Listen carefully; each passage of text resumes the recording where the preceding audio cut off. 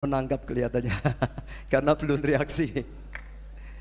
Iya, mungkin kita akan langsung saja saudara masuk season yang pertama untuk hari ini. Saya serahkan Pastor Sandi untuk maju ke depan. Haleluya. Beri tepuk tangan yang meriah dan kita siap untuk diberkati. Bless you. How are you today? Hallelujah. Hallelujah. Haleluya. Good morning everybody. Selamat pagi semuanya. Are you alive and well? Dan saudara hidup pada hari ini. Are you alive and well? Hallelujah. Oh, we magnify your name, Jesus. Kami puja namamu Yesus. We magnify your name, Master. Kami puja namamu Tuhan. Heavenly Father, Bapa di surga. it is time to receive from you again this morning. Kami senang menerima sekali lagi dari Engkau pagi ini. You are the owner of the bread of life. Engkau adalah nafas kehidupan bagi kami. Unto you belongs the food that we need for our daily bread. Bagimulah Tuhan yang memiliki makanan harian yang kami perlukan. Oh Lord of all souls, feed us this day. Tuhan, berbicaralah pada kami hari ini. Give us this day our daily bread. Biar berikanlah kepada kami makanan That we kami might pada live and thrive in the spirit. dan sehingga kami boleh tinggalkan tempat ini dan That kami we might maju di dalam roh kami. prosper and glorify your name. Sehingga kami boleh berkelimpahan dan memuliakan namamu. Release the bread of heaven, oh Lord. Tuhan, lepaskan roti surga And itu fill us dan to penuhi fulfill it. kami In the name of di Jesus. dalam nama Yesus. Open the eyes of your servants Buka mata hambamu and elevate them to a new level of glory. dan lepaskan mereka pada level kemuliaan yang lebih tinggi lagi. We thank you, Lord, Kami berterima kasih that you Tuhan have answered us. bahwa Engkau sudah menjawab. Your spirit is here to minister to us. Rohmu di sini untuk melayani kami. Holy Ghost, Roh Kudus, reveal the Master Jesus to us. nyatakan Tuhan Yesus di tengah Let us kami. get to know him better. Biarlah kami boleh mengenal Dia lebih Let us lagi. get to him closer. Biarlah kami lebih dekat lagi. And let us imitate him better. Dan biarlah kami menyamai Dia lebih, menyerupai Dia lebih lagi. That we might behold him. Sehingga kami boleh bersama dengan And Dia. that we might reveal him. Dan sehingga kami boleh juga menyatakan And Dia. that people who see us Sehingga orang yang melihat kami will see Jesus. akan juga melihat They will Yesus. comprehend the Master. Sehingga mereka boleh mengerti Tuhan And your kami. name shall be glorified. Dalam nama Yesus. And your kingdom shall Biarlah come. kerajaanmu Even datang upon our nations and cities. di atas segala bangsa kami. As it is in heaven. Di bumi seperti di surga. Thank you, Lord. Terima kasih Tuhan. Thank you, Lord. Terima kasih Tuhan. Thank you, Master. Terima kasih Tuhan. We give you praise. Kami berikan pujian In Jesus' name we've prayed. dalam nama Yesus. I know the people of God, in Jesus' name we've prayed. Di dalam nama Yesus kita sudah berdoa I know the people of God say, dan semua saudara berkata, Amen. amin. Will you give the Lord a round of applause? Berikan saudara kemuliaan yang paling meriah bagi Tuhan kita. Yes, thank you, Lord. You say you are fine this morning? Saudara baik-baik pagi ini. You ready to get fed? Saudara siap diberi makan firman Allah? Well, let's go into the job so as fast as possible. Mari kita masuk di dalam firman Tuhan. The Lord has got something awesome for us this week. Tuhan mempunyai sesuatu yang sangat indah The Lord bagi has got kita. something awesome for us this week. Tuhan mempunyai sesuatu yang luar biasa bagi kita minggu ini. Something awesome. Sesuatu yang luar biasa. Something awesome. Sesuatu yang luar biasa. Something awesome. Sesuatu yang luar biasa. Is your soul crying out for something awesome? Apakah jiwa saudara merindukan sesuatu yang luar biasa? Is your spirit yearning for him like the animals yearn for the water? Apakah roh saudara rindu akan Dia seperti rusa merindukan sungai? Is your soul yearning for the Lord? Apakah jiwa saudara merindukan Tuhan? Do you want to know him better? Apakah saudara rindu mengenal Dia lebih jauh lagi? Hallelujah. Haleluya. And so this morning Jadi pagi ini we shall be addressing the topic as it is in our conference schedule. kita akan berbicara mengenai topik di dalam konferensi, jadwal konferensi kita. we shall be addressing the topic, the keys for unlimited church growth. Kita akan berbicara mengenai kunci-kunci pertumbuhan gereja tanpa batas. I believe in that, man. Saya percaya dengan topik ini, saudaraku. I believe in it. Saya percaya dengan topik ini. Unlimited growth. Pertumbuhan tanpa batas. Unlimited growth. Pertumbuhan tanpa batas. Unlimited growth. Pertumbuhan tanpa I batas. said we are in the same spirit with the pastor of this house. Saya katakan bahwa saya mempunyai roh yang sama dengan pendeta dari gereja ini. Yeah, we don't get stuck somewhere around 1,000. No, we go ahead. Enggak mau kita hanya berhenti cuman punya 1.000 jemaat. Kita harus terus maju. I said we don't get stuck somewhere around 500. We Saya go katakan ahead. kita tidak berhenti hanya 500 jemaat, tapi kita harus maju. No, no, no, no. We are never satisfied. Nah, kita tidak pernah puas. We don't get satisfied with little results. Kita tidak puas hanya dengan hasil yang sedikit saja. We are not satisfied with our membership. Kita tidak puas hanya dengan keanggotaan We kita. are after the world. Kita minta Tuhan lebih. I said we are after the world. Kita minta Tuhan lebih lagi. After the whole world. Wah, minta Tuhan lebih lagi. Yes. Yes. That is why we believe in unlimited success. Kita harus percaya bahwa kita mempunyai pertumbuhan tanpa batas. That is why we believe in unlimited growth. Itu mengapa saya percaya dengan pertumbuhan gereja tanpa batas. So open your mind wide up. Jadi buka pikiran saudara lebar-lebar. Remove the limitations. Singkirkan batasan-batasan itu. Remove the scales. Singkirkan tudung rohani Let saudara. all hindrances go. Sehingga semua kelalaian kita ini bisa pergi dari hidup And kita. get ready to explore God's possibility to the maximum. Dan bersiaplah untuk mengalami ledakan rohani yang Tuhan berikan kepada kita. Hallelujah. Haleluya. Unlimited growth. Pertumbuhan tanpa batas. Unlimited growth. Pertumbuhan tanpa batas. Well, that is what the Lord is going to give you. Itu yang Tuhan akan berikan kepada saudara. What you believe for, Kalau saudara percaya, that is what you receive. itu juga yang saudara akan terima. You don't believe in it, Kalau saudara tidak percaya, you don't experience it.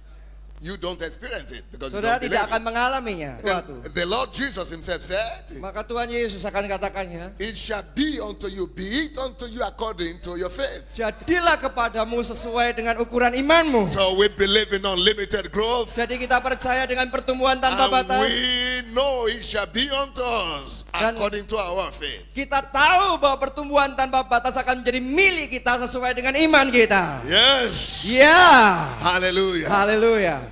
So I'm going to give you some 5 major factors Jadi that will facilitate unlimited growth in your ministry. Jadi saya akan memberikan 5 faktor, 5 kunci utama mengenai pertumbuhan tanpa batas terhadap pelayanan saudara. So I call them 5 keys to unlimited church growth. Jadi saya menyebut hal ini 5 kunci pertumbuhan tanpa batas. 5 keys to unlimited church growth. 5 kunci pertumbuhan tanpa batas. You know, in our country, Di negara kami, and not just in our country, I've seen this tendency over the nations. bukan hanya di negara kami, bahkan saya sudah melihat tendensi kecenderungan ini di banyak bangsa juga. You know, churches grow to a certain extent and they stop. Gereja sudah bertumbuh sampai batas-batas tertentu, tapi kemudian berhenti, macet. Sometimes that limit could be 300 or 100 or 200 at times. Kadang-kadang keterbatasan itu hanya mencapai 100 atau 300 atau 200. Especially in Europe, you know, the average church size about 100 maximum. Khususnya juga di Eropa, ukuran gereja biasanya rata-rata hanya sekitar 100. So when churches reach 300-400, they start stopping and, you know, just stopping going forward. Jadi waktu gereja mereka mencapai angka 300-400, mereka mulai berhenti untuk bertumbuh. And of course, some of us stop at 500, for example, or 1,000. Dan beberapa dari mereka tentunya berhenti sampai pada ukuran 500 atau mungkin 1.000. And, you know, we always have to struggle with this. Kita tidak harus bergumul dengan hal ini. And let me confess to you, I had to struggle with it myself. Let me confess, I had to struggle. I had Ya, to oke. struggle with Dan it. saya ingin jujur dengan saudara. Dulunya saya sangat bergumul dengan hal ini.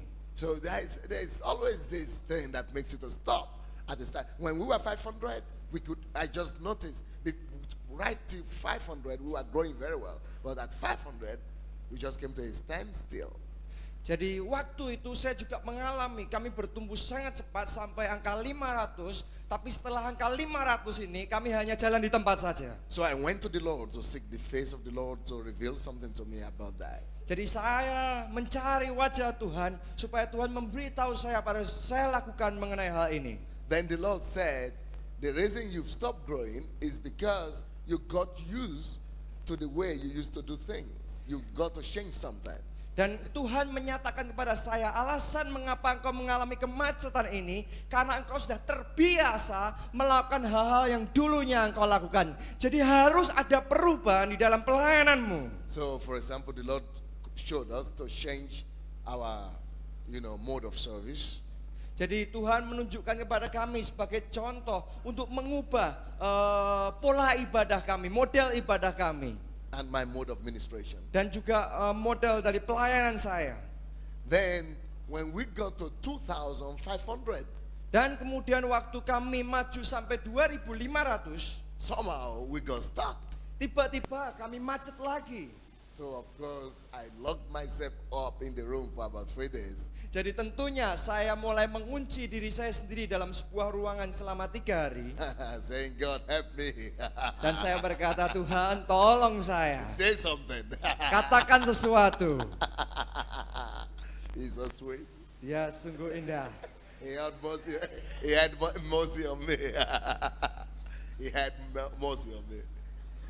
He had mercy on me. Oh dia mengasihi saya. God had mercy on me. Jadi Tuhan sungguh mengasihi saya. So he said something. Jadi dia berkata sesuatu.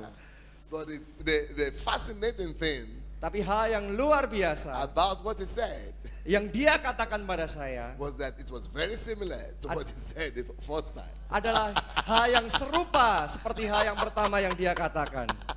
He said, you've got stuck again. Sekarang engkau berhenti lagi ya.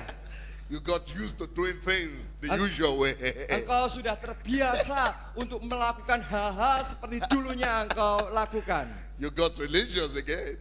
Engkau, You got religious again. jadi engkau mulai menjadi agamawi lagi.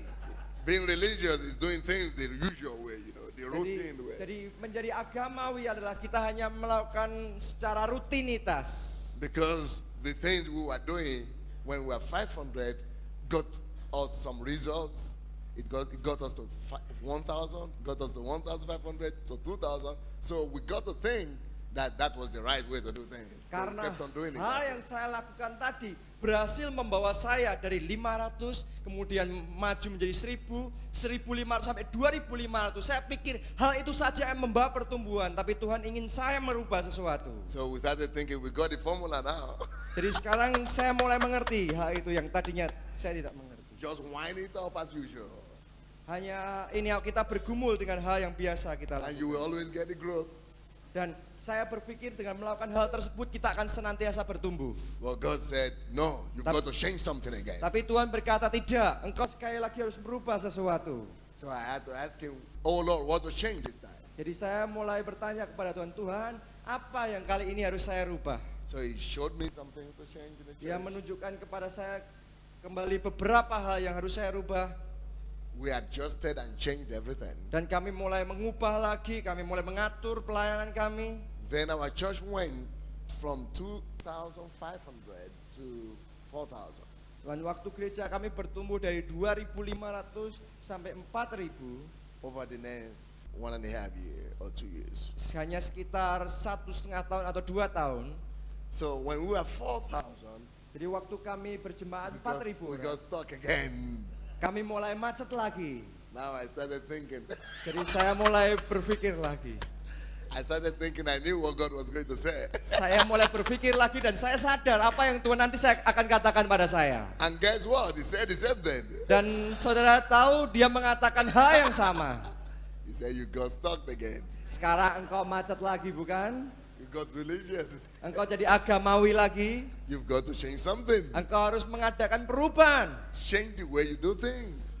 Perubahlah hal-hal yang biasa engkau lakukan. You got comfortable with doing things the regular way that usually brought result. Engkau menjadi nyaman melakukan hal-hal yang biasanya engkau lakukan. And so we had to restructure and do some things. Jadi kemudian kami harus merestruktur dan kemudian mengadakan beberapa perubahan. Then when we were 8,000, Dan kemudian waktu kami 8.000, I knew we needed to change something very bad. And this time I knew what to change. dan saya tahu bahwa saya harus mengadakan sebuah perubahan yang sangat besar. Dan bahkan saya tahu saya sekarang juga harus sedang mengadakan perubahan.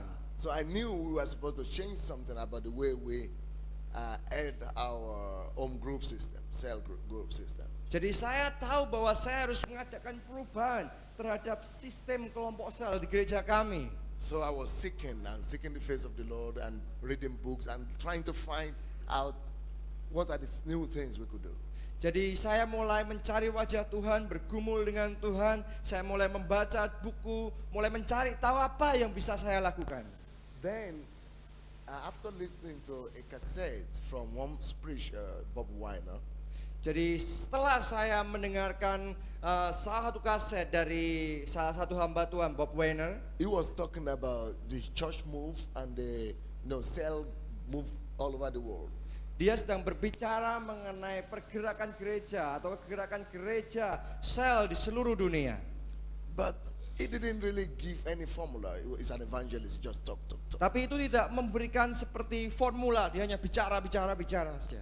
But when I was listening to that tape, I didn't even get what he was trying to say. Jadi waktu saya mendengarkan tape-nya tadi, saya tidak sungguh-sungguh mengerti apa yang dia katakan. So I just fell asleep, Jadi saya hanya tertidur, saudaraku, as I was listening to it. sementara saya mendengarkan kaset tadi. But God so good, Tapi Allah sedemikian baik.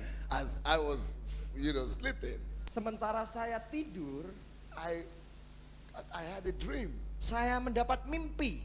I saw Jesus with his 12 disciples. Saya melihat Yesus dengan 12 muridnya. And it was like I heard Jesus telling his 12 disciples to go ahead and reproduce individually other 12 disciples. And I was there listening.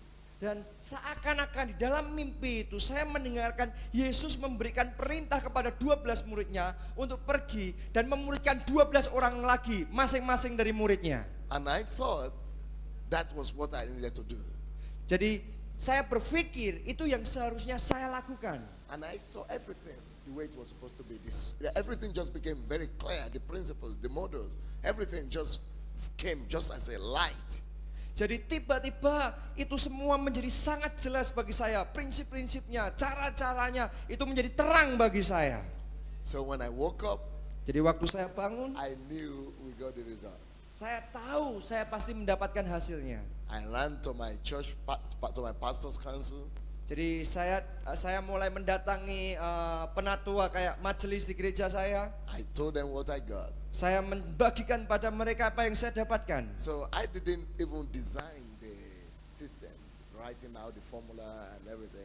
When I was telling them, I just gave them the vision and some of them just wrote out everything. Ya, jadi waktu saya membagikan kepada mereka, saya tidak langsung memberikan formulanya, sistemnya, tapi saya hanya membagikan apa yang Tuhan sudah bagikan kepada saya, dan beberapa dari mereka mencatat apapun yang saya bagikan. Because to me it wasn't about formula, it was about revelation.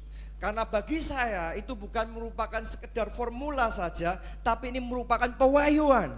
So when people come to our church from Europe to try to learn and ask questions about G12, jadi waktu orang-orang datang ke gereja kami dari Eropa dan kemudian mereka mengajukan pertanyaan-pertanyaan mengenai prinsip 12, I try so hard to make them understand that I don't believe they are all supposed to do the same thing, because I wouldn't have done it if God had not told me.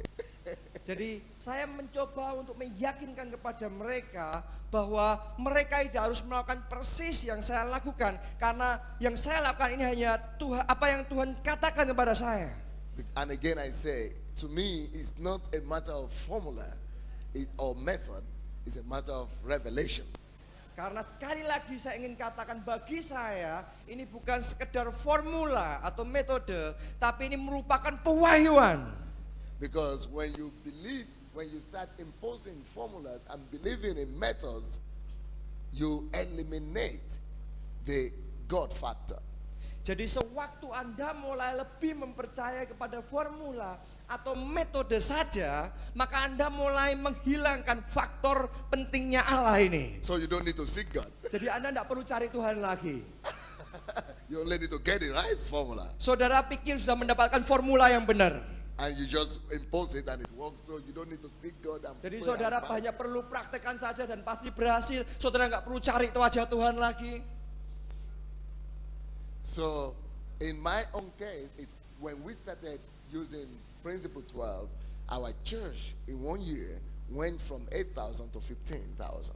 Jadi di dalam gereja kami, waktu kami mulai mempraktekkan prinsip 12 ini, dalam 1 tahun saja kami mengalami pertumbuhan dari 8.000 sampai 15.000 jemaat.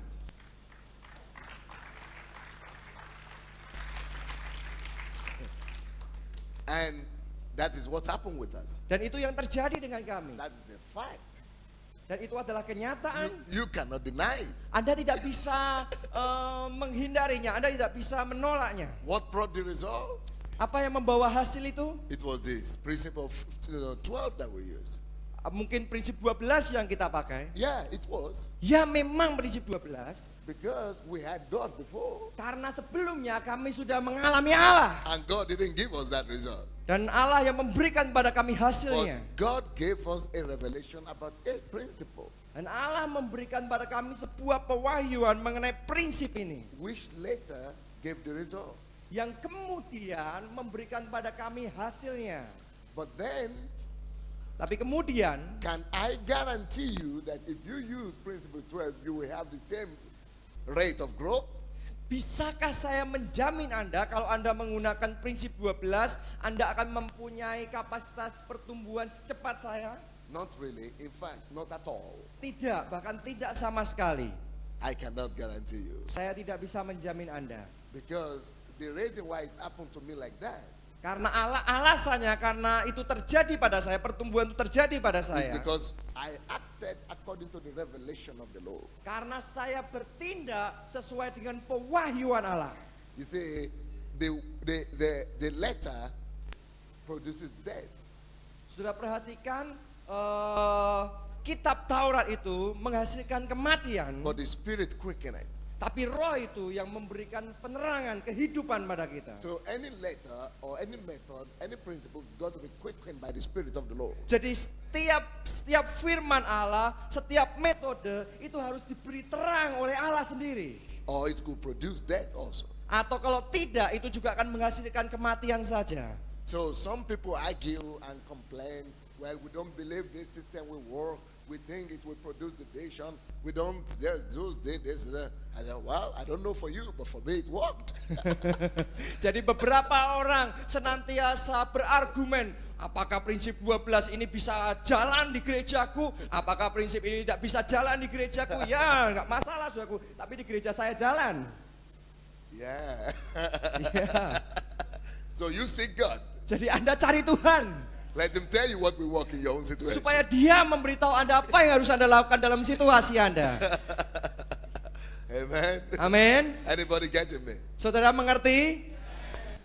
So the principles I'm going to give you, one of them is really not the first one, but I'm going to give you now because I've started talking about principle 12. I'm going to give you the first one as you've got to, if you want to have unlimited, listen closely. If you want to have unlimited growth, Ya. Jadi saya karena sudah tadi bicara sedikit mengenai prinsip 12, jadi saya akan membagikan prinsip yang pertama ini. Bagaimana Anda bisa mengalami pertumbuhan tanpa batas ini?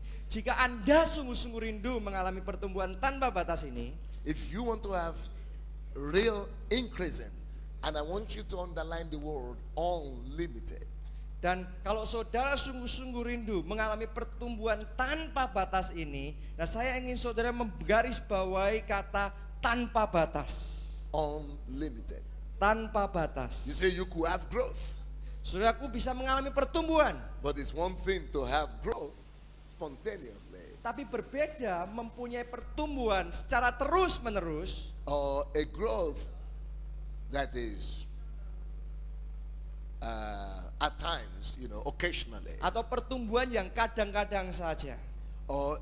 but it is a totally different thing to have an unlimited, which is a growth that is a continuous on a regular basis. Jadi, tapi itu adalah hal yang berbeda dengan pertumbuhan tanpa batas, yaitu pertumbuhan yang terus-menerus. So a continuous growth is a continual, unstopping, ever increasing. Jadi pertumbuhan tanpa batas tersebut adalah pertumbuhan yang tidak pernah berhenti, senantiasa meningkat. For that to happen, I won't put this as number one. Jadi supaya itu bisa terjadi, saya akan memberikan pada saudara hal yang pertama ini. But so what I'm going to give you is not going to be in order of importance, but they are all important. Okay. Jadi yang saya berikan pada saudara bukan yang mungkin yang paling penting, tapi semuanya ini penting. So what we are going to give number one is you must have a very strong and workable structure. Strong and workable structure. Jadi yang pertama, saudara harus mempunyai struktur yang kuat dan bisa terus dikerjakan. A workable structure. Workable is something that you have tried and you have come to the conclusion this helps, this works. Jadi workable structure tadi, struktur yang bisa dikerjakan adalah struktur yang saudara sudah coba dan saudara bisa ambil keputusan, oh ini bisa dijalankan di tempat Anda. So any church,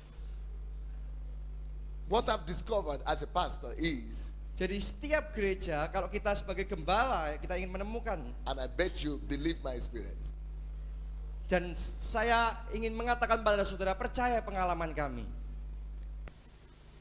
Anointing and the ability to preach and teach can only bring people, attract people to the church, but they don't retain people in the church.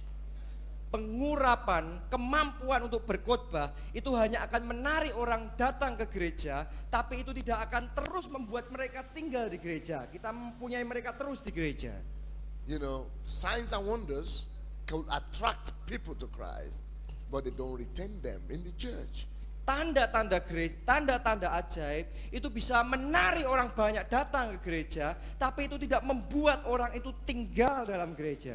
As a matter of fact, I've come to the conclusion that only 50% of the growth of a church depends on the anointing, on the miraculous, and on the word and others, spiritual manifestation. Dan saya harus mengakui bahwa di dalam gereja saya 50% dari pertumbuhan yang kami alami itu banyak bergantung kepada tanda-tanda ajaib, mujizat yang Tuhan kerjakan di tempat saya. Just 50%. Hanya 50% saja. However, when I was a younger minister, tapi waktu saya hanya adalah seorang pelayan Tuhan yang masih muda, I didn't think that way. saya nggak berpikir seperti itu. I think the only thing I needed was the anointing, man. Jadi yang dulu yang saya pikirkan hanyalah saya hanya perlu urapan saja. Man, I wanted to walk in the anointing. I wanted to walk in the anointing, man. Jadi saya mau berjalan di dalam pengurapan. I wanted to walk in the anointing. I just wanted to get the fire and Saya hanya mau berjalan dalam pengurapan dan saya mau api. And I thought when miracles happen, healing, that I will have 100,000 now. Jadi saya pikir waktu saya mengadakan tanda-tanda mujizat terjadi banyak, saya akan mempunyai ratusan ribu jemaat.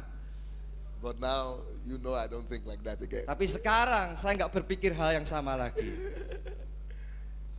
Because all that could attract people, but for you to retain them in the church and maintain them, you need a workable structure. Jadi bagi saya tanda-tanda ajaib mujizat tersebut hanyalah untuk membawa mereka, menarik mereka datang ke gereja. Tapi supaya kita bisa menjaga mereka terus ada di gereja, kita harus mempunyai struktur yang bisa dijalankan. And let me say, when I talk about structure, I mean you must have the ability to be able to organize your people. That is the people you have is the greatest resources. The ability to organize them, Ya, to produce is what I mean by structure.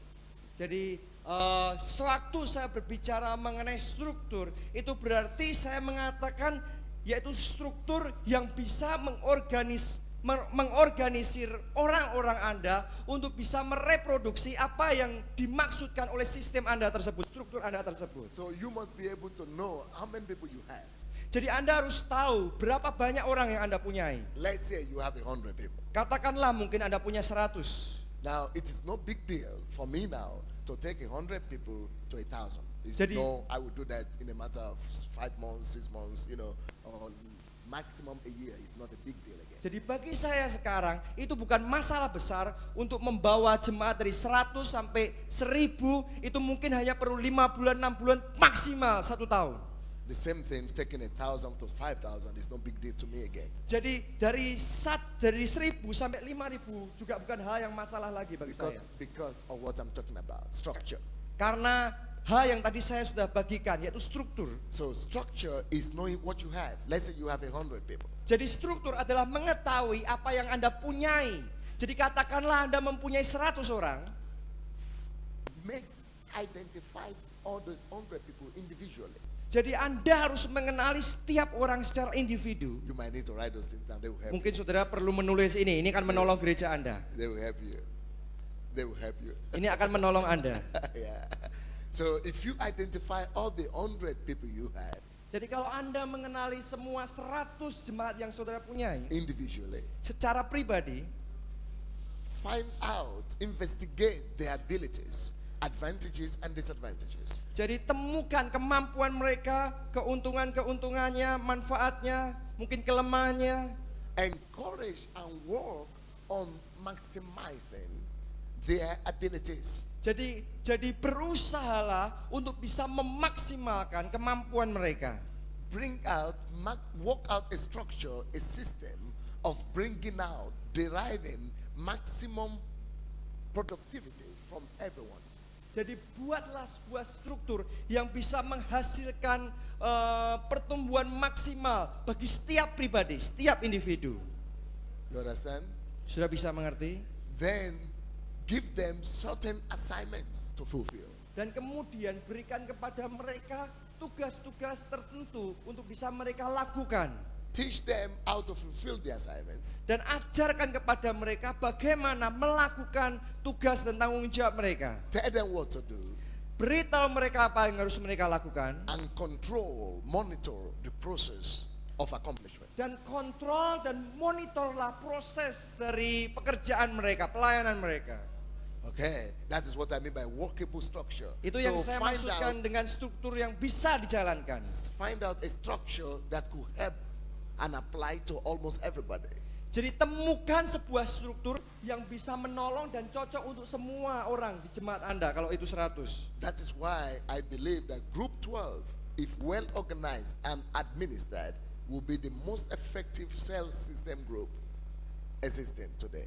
Jadi saya percaya itulah alasannya mengapa kok prinsip 12 adalah sebuah sistem yang sangat efektif karena ini akan mengorganisir orang semuanya. Now, the problem I have now, Jadi masalah yang saya alami sekarang and that people from North America and Europe we have, dan orang-orang dari Amerika Utara dan Eropa, masalah yang kami punyai. is that our people, Europeans, they are too independent minded. Jadi orang Freedom kami, minded. orang Eropa, mereka terlalu berpikiran independen. I'm freedom minded. Jadi mereka mau punya kebebasan sendiri. They don't want you to control their free time. Mereka tidak mau Anda mengontrol waktu luang mereka. It's too bad. Jadi itu mereka nggak senang. Too bad. Nggak senang mereka. Some of them forget they are in church. Beberapa dari mereka lupa bahkan ke gereja. Some of them want to have independence even in the church. Bahkan beberapa dari mereka mau Freedom. independen saja, kebebasan di gereja. So when a church like ours is getting too big, Jadi waktu gereja seperti kami menjadi sangat besar, you could. I find it now difficult to be able to really organize everybody because I cannot know more than I don't know by face or by name more than 100 people in our church, and we are 20,000. Ya, sekarang saya tidak bisa melakukan hal yang sama seperti dulunya saya lakukan. Karena saya tidak bisa mengenai setiap orang di gereja saya. Mungkin saya hanya bisa mengenai 100 orang sementara kami punya 20.000 di gereja kami. And the problem is, down the line, people want to be free. Dan masalahnya Father. adalah yang paling bawah, lapisan yang paling bawah, mereka maunya merdeka, mereka maunya sendiri, independen. So if the pastor gets to tell them, they still respect the pastor. They want to do it. Jadi kalau pendetanya itu memberitahu mereka mungkin masih menghormati gembala sidangnya, mereka akan melakukan hal itu. But some other leaders there, but just ordinary leaders, Tapi pemimpin-pemimpin yang lain, no, they want to claim equality. Where mereka mau other kayak people, they want ordinary members want to claim equality with the leaders. They just want to be independent, like we're equal, like. Jadi- So they don't obey them. They don't obey the leaders like they will obey the pastor. ya, jadi beberapa jemaat yang lain sikap mereka terhadap pemimpin-pemimpin di gereja mungkin kita ini sama saja. Jadi mereka tidak akan menaati para pemimpin itu, mereka hanya mau mendengarkan saya sebagai gembala sidang. You see, so it's not. So the advantage you have is that, and in Africa too, people respect men of God more. They value anointed men. They respect God. Jadi masalahnya seringkali orang itu hanya menghormati hamba Tuhannya saja, urapannya saja. Jadi ini mereka hanya menghargai pemimpin, mungkin pemimpin yang paling tinggi saja. But in Europe, nobody wants to take my word for it. They want me to prove it. Tapi di Eropa tidak ada orang yang mau mempercayai perkataan saya. Mereka mau saya buktikan. So I could still preach, I could still prove some things, but not all my leaders could prove it like I will prove it. Jadi saya bisa membuktikan sesuatu, tapi pemimpin-pemimpin yang lain mungkin tidak. But if you have an obedient church, Tapi kalau Anda mempunyai gereja yang taat, just tell them what to do. saudara bisa memberitahukan pada mereka apa yang harus mereka Teach lakukan. them how to do it. Ajarkan kepada mereka bagaimana Just melakukannya. encourage them, everybody to reproduce 12. Jadi dorong setiap dari mereka untuk menghasilkan 12 murid. So easy. Sangat mudah. By doing that, we could save the whole world. Dengan melakukan hal itu, kita bisa menyelamatkan seluruh dunia. So that is where God got us into group 12 when we were 8,000, and we just went to 15,000 from there Dan itu yang Tuhan perintahkan pada kami untuk lakukan. in 1 year. Dalam melakukan prinsip 12, 1 tahun saja kami sudah bertumbuh dari 8.000 sampai 15.000. 1 tahun saja. In this case, God answered our prayers, and gave us a workable structure. Jadi dalam kasus ini, Tuhan sudah menjawab doa saya dan memberikan pada saya sebuah struktur yang bisa dijalankan. Maybe the workable structure for you will be 5-5. Mungkin struktur yang bisa dijalankan bagi Anda adalah 5x5. Maybe the workable structure for you will be women apart and men apart. Jadi mungkin struktur yang bisa dijalankan bagi Anda adalah yang pria sendiri, yang wanita sendiri. Like in our church, in our culture, it doesn't work like that. You don't separate them like that. Seperti di gereja kami tidak menjalankan yang seperti itu. Kami tidak memisahkan pria dengan wanita. Because everybody is busy. Karena semuanya itu sibuk. If you want men only, Kalau saudara hanya mau pria saja kumpul, most of the group will be just one man. jadi kebanyakan kelompok One saya member. mungkin anggotanya cuma 1 orang saja. One member. One man member in the Hanya group. 1 orang saja. So it doesn't really work out. Jadi tidak bisa dijalankan seperti itu. Then, if a lot of other questions. So you just find out what works out for you. Jadi mungkin banyak pertanyaan, tapi Anda temukan apa, struktur apa yang bisa dijalankan di dalam Like gereja Anda. in our church, we got some groups that are children groups. Jadi di gereja kami ada kelompok kayak kelompok anak, And some groups that are both children and adults. dan juga beberapa kelompok saya ada yang kelompok anak juga sekaligus menjadi kelompok dewasa, keluarga. So we have got to be flexible. Jadi kita harus fleksibel. finding out what is a workable system. Temukan sistem apa yang bisa dijalankan di gereja Like Anda. some groups, we have some groups that are just women alone and men alone. Beberapa kelompok sel di gereja kami ada yang hanya wanita saja, ada yang hanya pria saja. But we don't make it a rule. So if it's workable for men alone to be, let it be. If it's for women alone, let it be. Then if it works out to be mixed, let it be mixed. Jadi kami tidak membuat sebuah peraturan harus begini, harus begini. Kalau memang yang cocok itu adalah pria dan wanita saja, ya biar seperti itu. Kalau yang cocok bisa campur, ya biar seperti itu. Then because of the freedom culture, people want freedom, we have not designated one particular day for all home groups to meet. So anybody can have home group any day they want. Jadi karena mereka maunya merdeka bebas, kami tidak membuat sebuah peraturan untuk kelompok sel dijalankan pada satu hari ini saja. Jadi kami membebaskan mereka untuk mempraktekkan, untuk menjalankan kelompok sel ini pada semua hari. So I have my group with my pastors on Tuesdays. Jadi saya mengadakan kelompok sel dengan pendeta-pendeta di gereja saya hari Selasa. Some of them have their groups on the same day. Mungkin beberapa dari mereka mempunyai Some of them on Monday. kelompok sel pada hari Some of them on Senin, Sunday. beberapa hari Some of them Minggu, on Friday. beberapa hari Jumat, And some of their other groups have, just like that too. dan yang lain-lainnya sesuai dengan yang cocok bagi mereka. You understand what I'm saying? Sudah bisa mengerti yang saya katakan? So that flexibility has really helped us.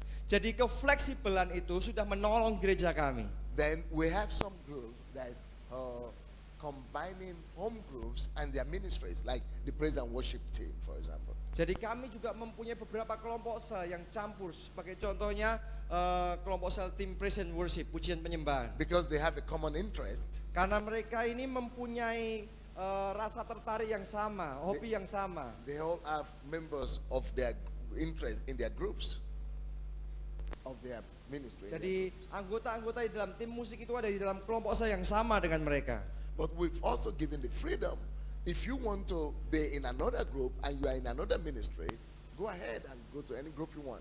Tapi kami juga memberikan kebebasan kalau Anda mau berada di dalam pelayanan yang lain atau kelompok saya yang lain yang tidak di dalam kelompok saya pujian penyembahan ini, ya jalan saja mana yang cocok bagi Anda. Maybe that could help some of you. Mungkin itu akan menolong beberapa dari saudara. But let's go back to Acts chapter 6. Coba mari sekarang kita kembali pada kisah para rasul pasal yang ke-6. Acts chapter 6. Kisah pasal yang ke-6 Verses 1 to 3. ayat yang pertama sampai ayat yang ketiga. Now in those days, when the number of the disciples was multiplying, there arose a murmuring against the Hebrews by the Hellenists, because their widows were neglected in the daily distribution. Then the 12 summoned the multitude of the disciples and said, "It is not desirable that we should leave the word of God and serve tables. Therefore, brethren, seek out from among you 7 men of good reputation, full of the Holy Spirit and wisdom, whom we may appoint over this business." Ayat yang pertama, pada masa itu ketika jumlah murid makin bertambah, timbullah sungut-sungut di antara orang-orang Yahudi yang berbahasa Yunani terhadap orang-orang Ibrani, karena pembagian kepada janda-janda mereka diabaikan dalam pelayanan sehari-hari. Berhubung dengan itu, ke-12 rasul itu memanggil semua murid berkumpul dan berkata, "Kami tidak merasa puas karena kami melalaikan firman Allah untuk melayani meja. Karena itu saudara-saudara, pilihlah 7 orang di antara kamu yang terkenal baik, yang penuh roh dan hikmat, supaya kami mengangkat mereka untuk tugas itu." There is a lesson to be learned here. Ada sebuah pelajaran di dalamnya. Number 1, Yang pertama, no matter how much the anointing is in a church, tidak peduli berapa besarnya pengurapan di dalam sebuah gereja, because you cannot deny the fact that the apostles here had all the anointing you wanted. saudara tidak bisa mengatakan bahwa para rasul ini tidak mempunyai urapan yang sangat besar. However, Akan tetapi when they did not have their structures in place, sewaktu, trouble arose. sewaktu struktur mereka itu belum tepat, maka masalah akan muncul. So anointing does not prevent complaints. Jadi pengurapan ini tidak akan membuat diam keluhan-keluhan. Jadi tidak menyebabkan keluhan. What you are supposed to resolve with your mental sense Jadi apa yang harus saudara ketahui, putuskan di dalam diri saudara and common sense, dengan pemikiran umum saudara, dengan pemikiran alam hikmat saudara, you cannot try to do it by spiritual force, by praying, for example.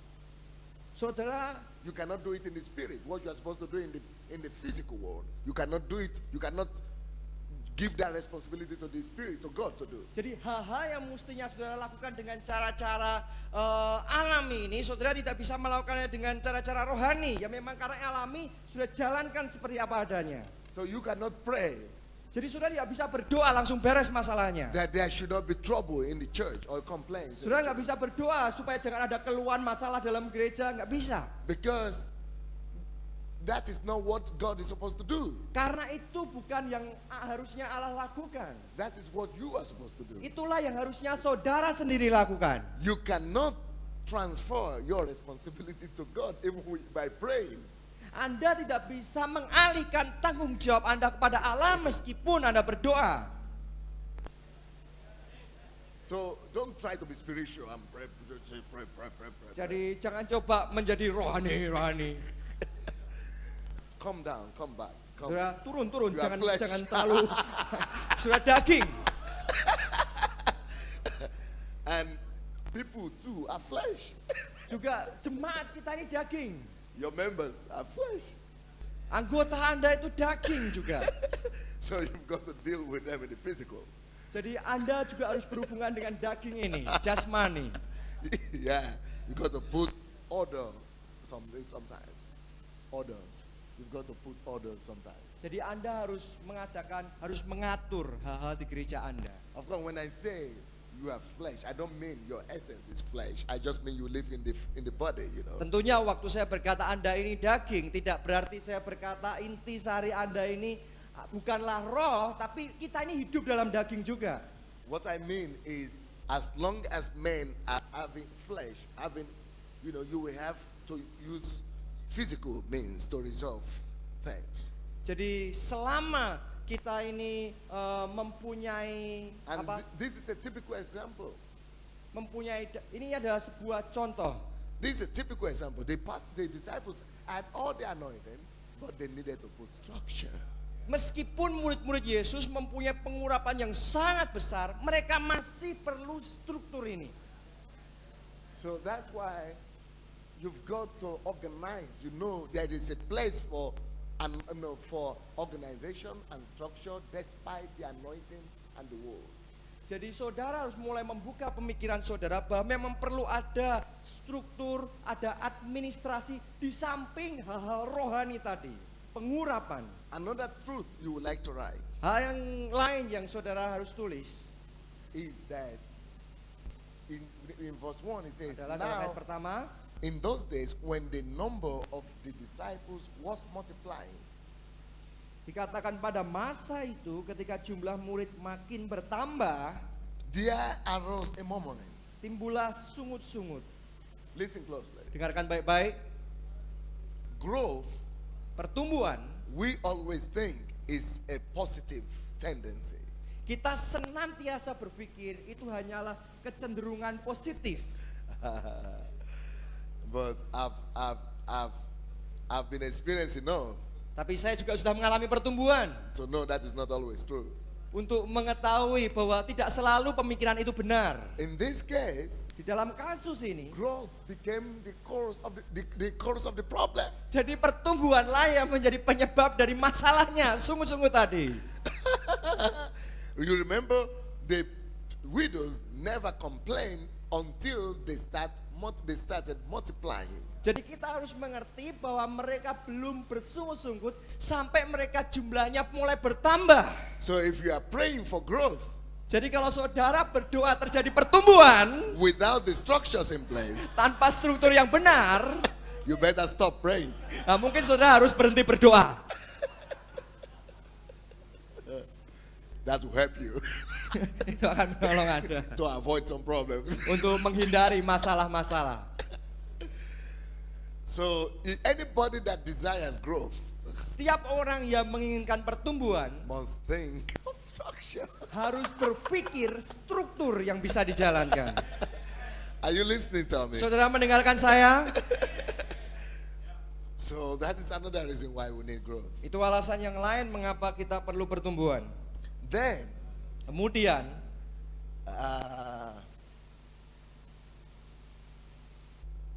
when you are talking of structures, waktu Anda berbicara mengenai struktur, you've got to find out where the priorities are. saudara harus menemukan prioritasnya di mana. Yang mana prioritasnya? And delegation and distribution and separation of assignments, Jadi of functions. delegasi terpisah juga dengan tugas fungsi mereka. So you've got to decide and separate what you are supposed to do from what others are supposed to do. Jadi saudara harus memutuskan dan memisahkan apa yang mesti saudara lakukan dibanding dengan orang yang mesti dilakukan oleh orang lain. And you've got to learn to delegate. Dan Anda harus belajar untuk bisa mendelegasikan. And you've got to know what to delegate and what to be responsible for. Jadi Anda juga harus tahu apa yang mesti didelegasikan dan apa yang harusnya tetap menjadi tanggung jawab saudara sendiri. So after these people put the order and the structure in place, Jadi setelah orang-orang ini membuat struktur yang benar, yang tepat, then something happened. kemudian sesuatu terjadi. Verse 7. Ayat yang ke-7. And the word of God spread, and the number of the disciples multiplied greatly in Jerusalem, and a great many of the priests were obedient to the faith. Ayat yang ke-7, firman Allah makin tersebar dan jumlah murid di Yerusalem makin bertambah banyak, juga sejumlah besar imam menyerahkan diri dan percaya. There are some things for you to notice here. Ini ada beberapa hal yang saudara harus perhatikan dalam ayat ini. The word of God spread, number one. Yang pertama, firman Allah makin tersebar. Why? Mengapa? Because structure was put in Karena place. strukturnya sudah tepat. And the number of the disciples multiplied greatly. Dan jumlah murid di Yerusalem makin bertambah banyak. Are you looking for multiplication? Saudara mau multiplikasi terjadi? Then you've got to put the structure in place. Oleh karena itulah saudara harus mempunyai struktur yang benar. You see, there was multiplication in verse 1 before the structure. Sudah lihat, memang pada ayat yang pertama sudah terjadi multiplikasi sebelum struktur yang benar dijalankan. In verse 1 it says, but the multiplication in verse 1 before the structure is different from the multiplication after the structure. Tapi saudara harus perhatikan multiplikasi yang terjadi sebelum dan sesudah struktur yang tepat ini dijalankan itu berbeda. In verse 1 before the structure, it did not use the word, it did not just say multiplication, it did not use the word greatly, it just said number. The number of disciples was multiplied. Ya, pada ayat yang pertama dan ayat yang ke-7 terjadi perbedaan mengenai tingkat multiplikasinya. Kalau sudah perhatikan pada ayat yang pertama, kata yang digunakan di sana adalah jumlah murid makin bertambah. So in verse before the structure was placed in place, numbers were increased, were multiplying. That is like numbers, like 1 times 1 or 2 times 2. You know, it was just like numbers additional. Or plus 2, 2 plus 2, and but after the structure was put in place, it didn't use the number. It didn't use the word numbers again. It said the disciples multiplied greatly. Ya, jadi kalau saudara mau perhatikan pada ayat yang pertama dan ayat yang ketujuh ada sebuah perbedaan. Dalam ayat yang pertama dikatakan jumlah murid itu bertambah, mungkin 1 tambah 1, 2 tambah 2, mengadakan pertambahan. Tapi waktu sudah struktur yang tepat ini dijalankan, kita mencatat bahwa jumlah murid tersebut bertambah banyak. Jadi ayat yang pertama hanya bertambah, tapi kemudian di sini lebih lagi bertambah banyak, tingkat multiplikasinya naik. So if you want great multiplication, Jadi kalau Anda mau multiplikasi yang banyak, someone say great. katakan banyak. If you desire great multiplication, Kalau Anda mau multiplikasi yang banyak, you've got to put the structure in place. Anda harus menjalankan struktur yang tepat. And listen closely. Dan dengarkan baik-baik. Another thing you must learn here Hal yang lain yang harus Anda pelajari di sini is that when we talk about structure, adalah waktu kita berbicara mengenai struktur. when we talk about structure, there is another aspect to it. Waktu kita berbicara mengenai struktur, ada sebuah aspek yang lain dari struktur ini. The first aspect of structure is organizing men, people, members. Jadi aspek yang pertama dari struktur adalah mengatur jemaat, mengatur anggota kita, manusianya. But then, Tapi kemudian for you to truly be successful, supaya Anda sungguh-sungguh menjadi berhasil, and for you to indeed experience unlimited growth, dan supaya saudara sungguh-sungguh mengalami pertumbuhan tanpa batas, you've got to know that apart from organizing people, there is another thing for you to organize.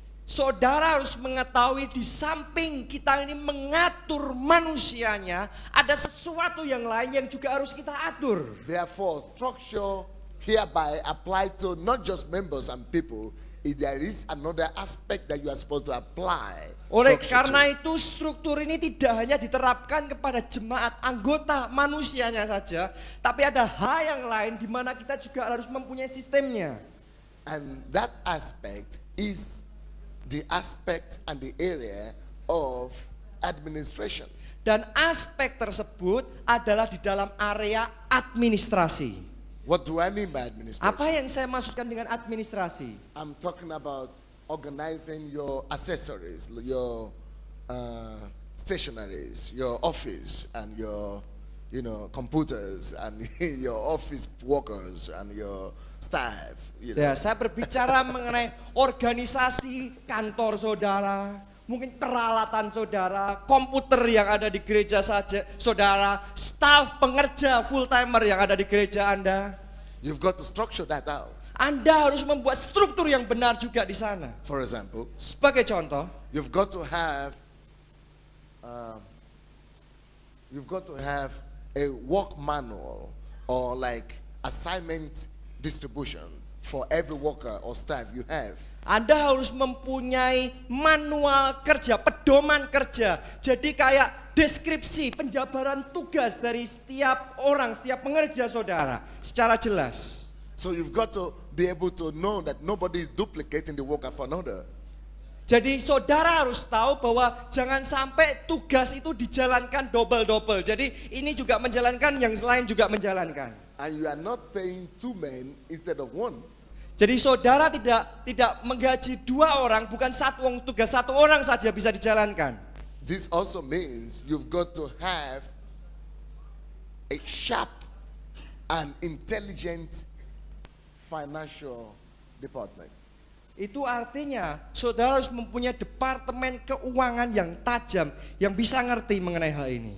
And put structure and management into your spendings. Dan saudara harus juga menempatkan struktur dan manajemen ini di dalam daftar pembelanjaan kita. Anything that pertains to administration of office or staff, you've got to put structure in that. Jadi segala sesuatu mengenai administrasi, staf yang ada di gereja kita, Anda harus mempunyai struktur yang benar, yang tepat. And you've got to make sure that everything works when you are not around. Dan Anda harus memastikan bahwa semua sistemnya itu terus akan jalan, bahkan waktu saudara tidak ada di gereja. So I will not talk more about that again. Nanti saya bicara yang itulah. A lot of things to talk Masih about. banyak di sini yang harus saya bagikan kepada Anda. That's just one point. Itu baru 1 poin saja. And I needed to give you 5. Dan saya perlu berikan 5 poin. What do we do now? Jadi sekarang gimana ini? Because I'm going back to Ukraine tomorrow. Karena besok saya sudah kembali ke Ukraina.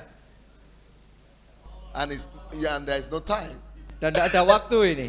I still have 4 more points. Saya masih punya 4 poin lagi. Gimana?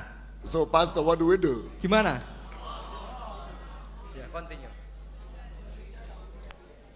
Just continue. Yeah? Ya. Kita kasih tepuk tangan terlebih dahulu, saudaraku. Let me go faster. Mari saya lebih cepat membagikan hal Let me ini. go faster. Saya akan membagikan dengan lebih cepat. The second point, Yang kedua, if you want to have unlimited kalau Anda mau mempunyai pertumbuhan tanpa batas, church growth, pertumbuhan gereja tanpa batas. the pastor has really provoked he has really provoked something in me. Pastor Obaja. Yeah. Pastor By Obaja. giving me that topic.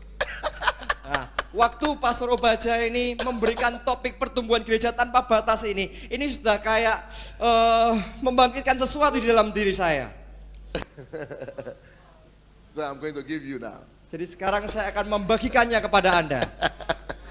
You know, you remember I spoke to you, I told you the testimony of each time we had a stop and I needed to seek the face of the Lord. That God was always telling me some things over and over again. Saudara tadi masih ingat kesaksian setiap kali saya mengalami stagnasi, saya senantiasa akan berusaha mencari wajah Tuhan dan Tuhan senantiasa mengatakan hal yang sama terus-menerus. One of the things that was common in all the things I needed to change Hal yang paling umum yang biasanya saya harus terus rubah was this second topic, this second theme I'm going to give you. adalah hal yang kedua ini yang akan saya bagikan kepada Anda.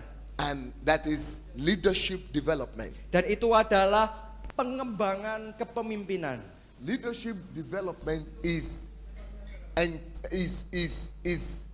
absolutely inevitable if you want to grow continuously.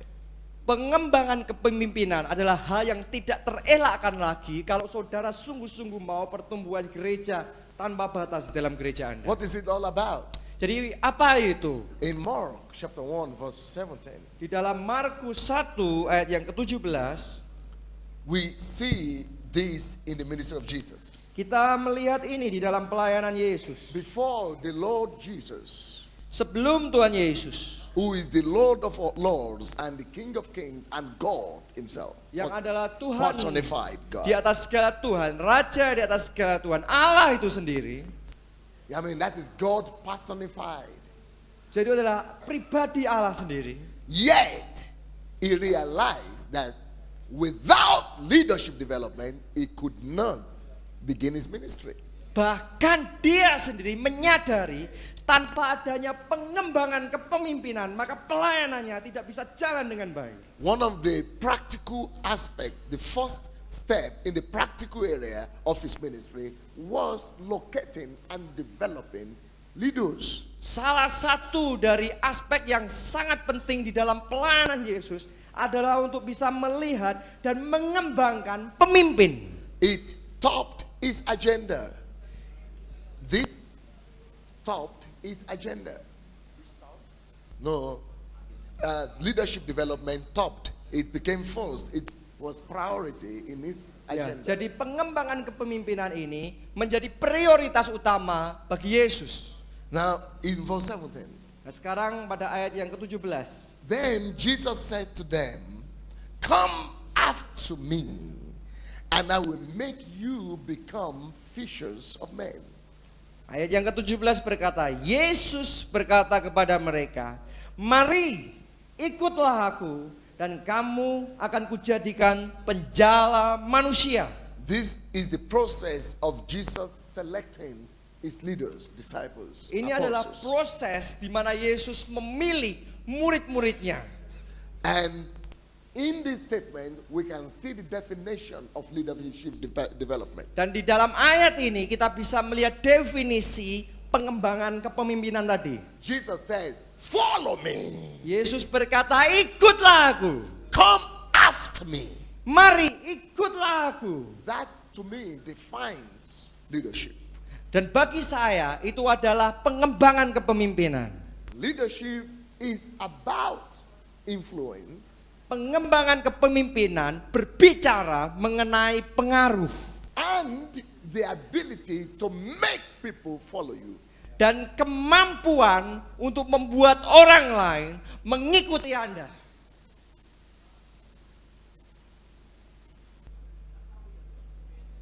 Influence and the ability to make people follow. Pengaruh dan kemampuan untuk membuat orang lain mengikuti Anda. That is what we see. That is what leadership meant to Jesus. Itu yang menjadi arti pengembangan kepemimpinan bagi Yesus. He said, come after me and I will make you become mine. Dia berkata, mari ikutlah aku dan kamu akan kujadikan penjala manusia. This leads me to the next point. Itu akan memimpin kita pada poin yang selanjutnya. In this same topic, in this same Masih dalam leadership, topik yang sama. under Ya. the leadership, yeah? Mengenai pengembangan kepemimpinan ini masih yang kedua The tadi. next point is, who is a true leader therefore?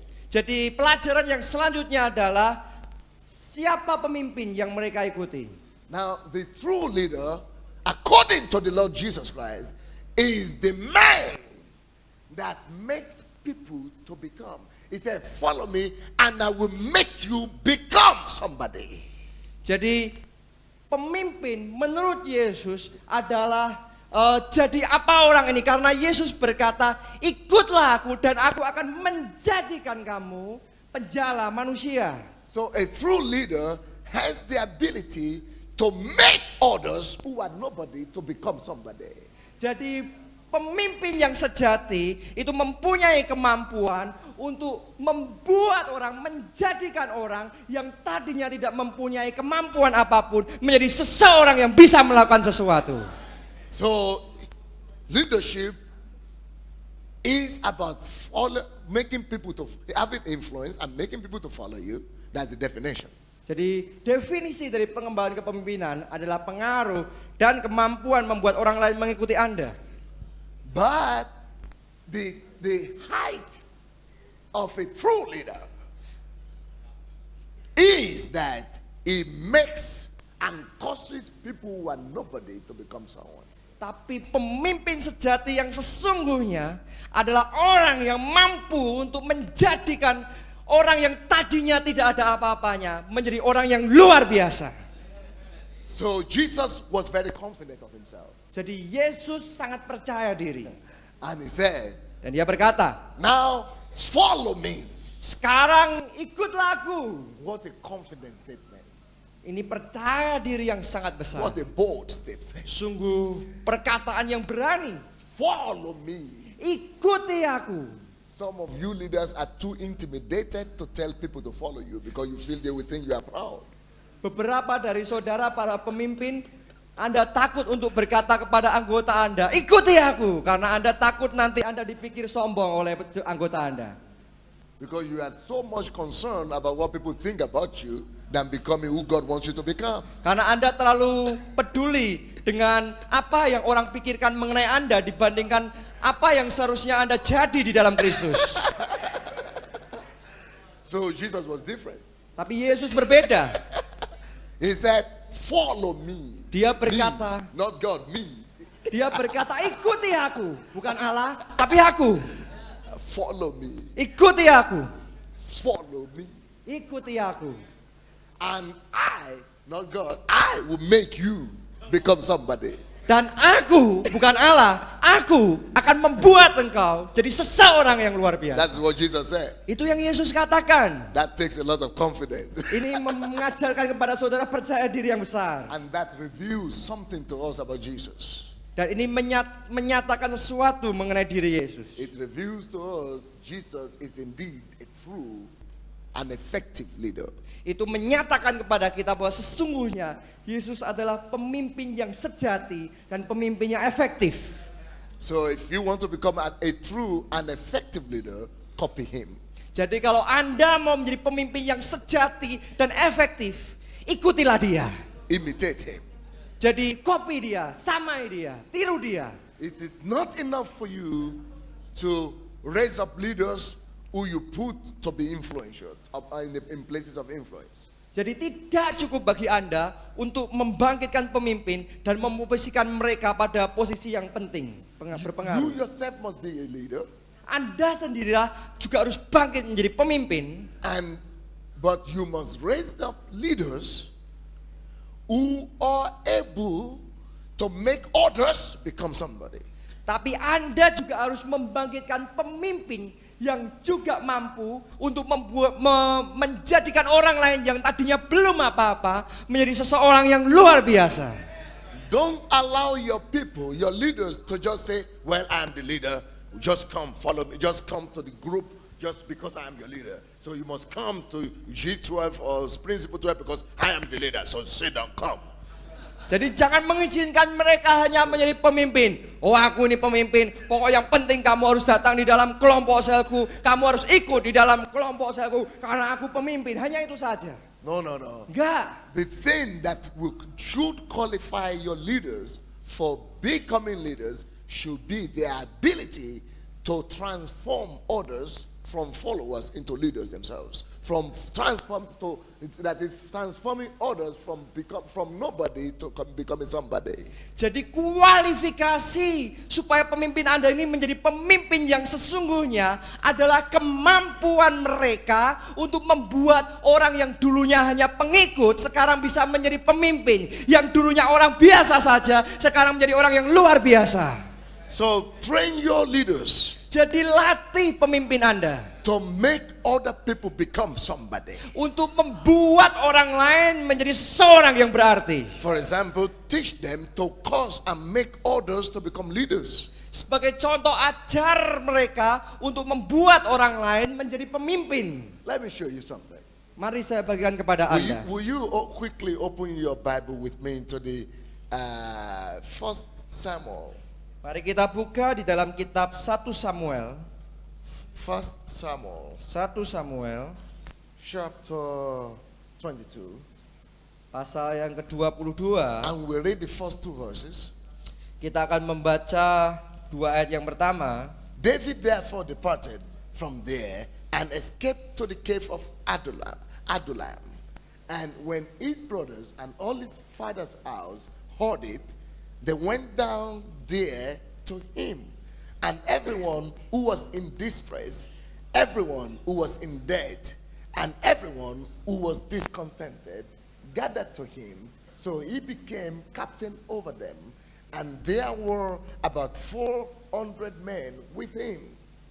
Ayat yang pertama 1 Samuel 22. Lalu Daud pergi ke sana dan melarikan diri ke gua Adulam. Ketika saudara-saudaranya dan seluruh keluarganya mendengar hal itu, pergilah mereka ke sana mendapatkan dia.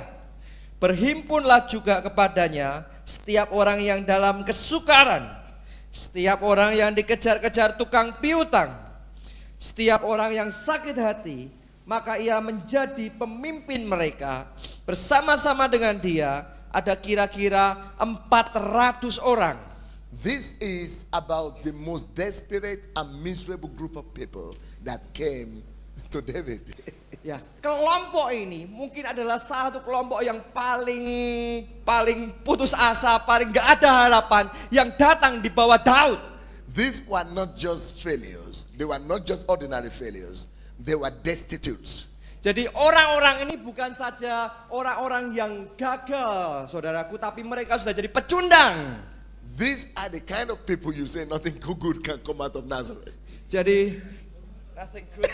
Jadi ini adalah orang yang saudara sebut kalau Alkitab katakan tidak ada yang baik yang akan muncul dari Nazaret. Because their case was so hopeless. Karena kasus mereka itu sungguh sepertinya tidak ada harapan. Can you imagine yourself having your whole church 400 people being full of this kind of category of people. Mau saudara punya gereja 400 orang penuh dengan kayak gini? But the real thing Tapi masalah sesungguhnya, is that is what God wanted for you. itulah yang sesungguhnya Allah inginkan bagi Anda. God wants you to be a true leader. Allah mau saudara menjadi pemimpin yang sejati. And what a true leader does is that Dan yang pemimpin sejati lakukan adalah he gathers the miserable and the destitute and the hopeless like this. mereka akan mengumpulkan orang yang kecewa, patah semangat, orang-orang yang seperti disebutkan tadi, The nobodies of life. yang The nobodies of life. People who are nobody in life. ya orang-orang yang tidak disukai oleh siapapun. He gathers them and does like Jesus. A true leader gathers them and behaves and does like Jesus. Dan mereka mengumpulkan mereka dan melakukan sama seperti Yesus. And what did Jesus do? Dan apa yang Yesus lakukan? He said, follow me. Yesus berkata, ikuti aku. And I will make you Dan aku akan membuat kamu become somebody. menjadi seseorang yang berarti. And David too was a true leader. Dan Daud juga adalah seorang pemimpin sejati. And ladies and gentlemen, let me submit to you that is exactly what David did. Dan saudara-saudariku, itu sesungguhnya yang Daud lakukan. Because this particular destitute, oppressed, debtors, they later became the mighty warriors of David. Karena pada akhirnya saudara-saudariku, orang-orang yang tadi adalah pecundang, orang yang kalah, orang yang hidupnya sudah nggak karu-karuan ini, kemudian di dalam Alkitab disebutkan menjadi orang-orang perkasanya Daud. Unbelievable. Ini sangat luar biasa. That is who I and you are supposed to be. Itu yang seharusnya saudara dan saya jadi. And those kind of leaders are the people I and you are to raise up. Dan pemimpin-pemimpin seperti itulah yang saudara dan saya harus bangkitkan. I will not go into it because we don't have time, but you could write Chronicles 11.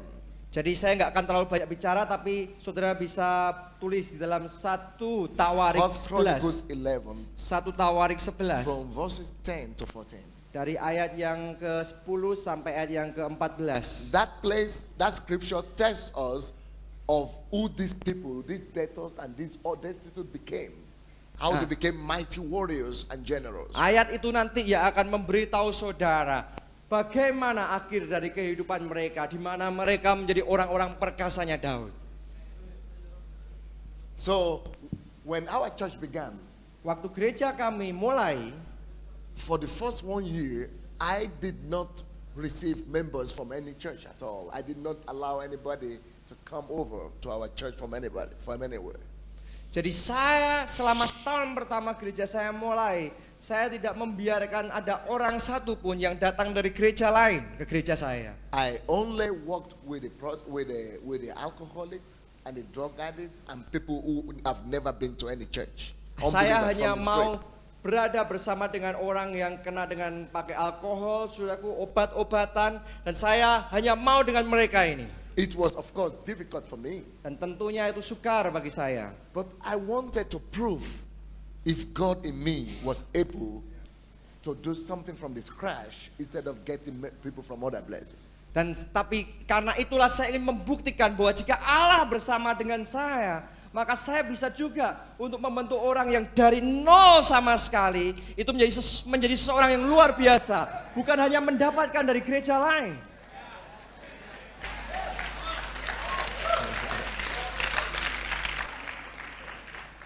You know, in any city, when a church is beginning, you always have runabout members of other churches that want to come and begin church with you.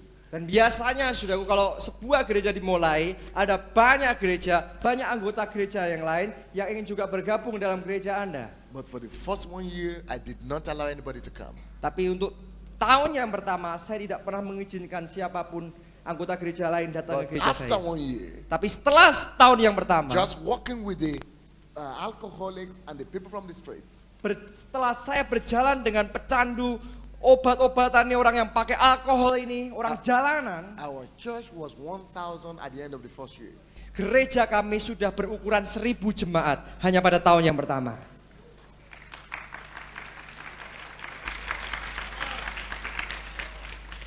Because I am a leader. Karena saya pemimpin, Taking the destitutes mengambil para pecundang ini and making them become somebody. dan membuat mereka menjadi orang yang gagah perkasa.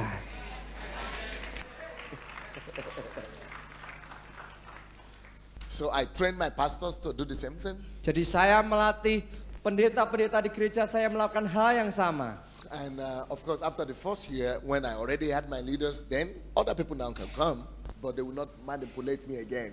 Dan tentunya setelah setahun pertama memang ada orang-orang dari tempat lain yang datang, tapi mereka tidak akan memanipulasi saya lagi. I have my core, I have my mighty man. Saya sudah mempunyai orang perkasa saya sendiri.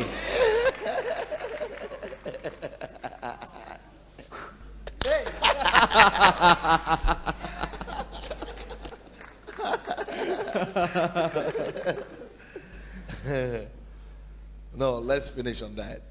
Saya selesai aja, itu nanti aja. I think you get the 3 points next time I come back. Saya pikir 3 poin saja, nanti waktu selanjutnya saya akan kembali. We've got to go for break and come for the next service. We've got to go for break and come for the next service. Ya kita harus break nanti untuk datang ke sesi selanjutnya. Because I have another message for you. after Karena the saya juga punya pesan yang lain bagi Anda. break. The fourth session is finished. Sebelum sesi ini selesai. God bless you. Tuhan berkati Anda. Silakan. If you want to continue the message, Kalau Anda ingin melanjutkan pesan ini, get in touch with our website. saudara bisa buka website kami. And how do you want me to give them?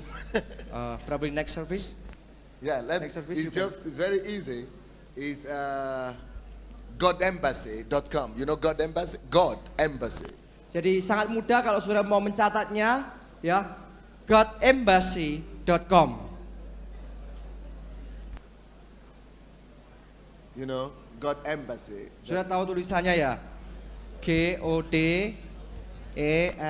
GODEMBASSY titik COM Or atau Word of Faith.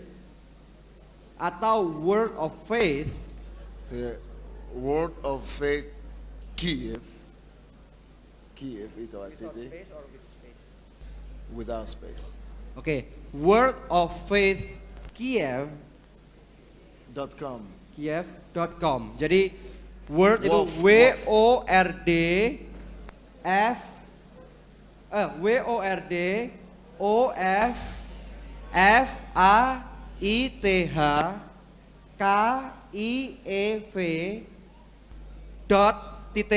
.com. Yeah. Or just instead of Word of Faithfully, it can just be WOF. Just Yeah.